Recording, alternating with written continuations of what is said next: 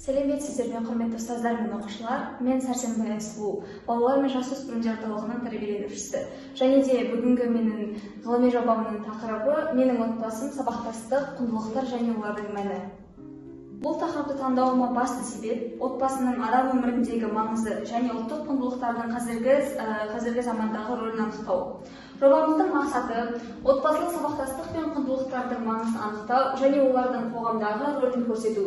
Және міндеттері отбасы және құндылық ұғымына анықтама беріп, отбасылық сабақтастықтың мәнін түсіндіру, ұрпақ тәрбиесіндегі құндылықтардың орнын талдау және зерттеу нәтижелерін қорытындылау. Ғылыми жобаның өзектілігі қазақ халқының отбасылық дәстүрлері, ғасырлар бойы қалыптасқан ұлттық мұра, басты талаптарының бірі.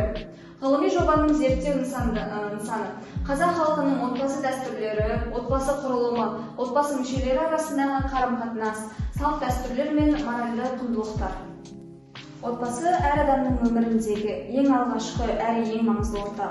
Адамның мінезі, тәртібі, өмірге деген көзқарасы ең алдымен отбасында қалыптасады. Қазақ халқында отан отбасынан басталады деген сөз бар. Бұл сөздің мағынасы өте терең. Себебі отбасында алған тәрбие адамға өмір бойы әсер етеді. Менің зерттеу жұмысымның мақсаты отбасылық дәстүрлер мен ұлттық құндылықтардың маңызын анықтау. Осы мақсатқа жету үшін отбасы ұғымына тоқталып, қазақ халқының салт дәстүрлерін және жаһандану кезіндегі өзгерістерді қарастырдым. Қазақ халқында отбасы әрқашан киелі ұғым саналған. Әке отбасының тірегі, ана мейірім мен тәрбиенің бастауы. Бала ата-анасының іс-әрекетіне қарап өседі. Сондықтан отбасындағы сыйластық пен бірлік баланың болашақ тұлға болып қалыптасуына үлкен әсер етеді.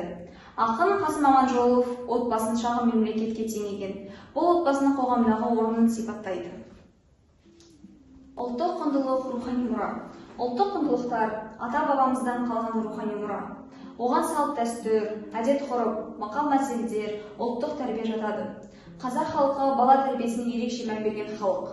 Тәрбие бесіктен басталып, ертегі, жыр, мақал-мәтел арқылы жалғасқан. Ұяда не көрсең, ұшқанда соны ілесің деген сөз соның белгісі.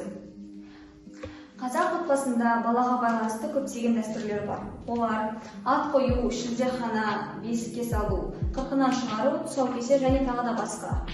Бұл дәстүрлер баланың өміріндегі маңызды кезеңдерді білдіреді және оның дұрыс тәрбие алуына көмектеседі. Қазақтың ғалымы Шоқан Уәлиханов қазақ отбасының қоғамдағы рөлін жоғары бағалаған. Ол отбасы халықтың бірлігін сақтайтын негізгі күш деп санаған. Қазақ отбасы дәстүрлерінің жаһандану кезіндегі өзгерістері.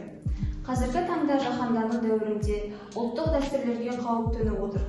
Жастар шетел мәдениетіне көбірек қызығып, өз дәстүрлерін ұмытып бара жатыр. Дегенмен жаһанданудың да пайдалы жақтары өте көп. Сондықтан біз ұлттық құндылықтарды сақтай отырып, заманға сай бейімделуіміз қажет. Қорытындылай келе, отбасы қоғамның негізі, ал ұлттық құндылықтар халықтың рухани тірегі. Егер әр отбасы өз дәстүрін сақтап, балаға дұрыс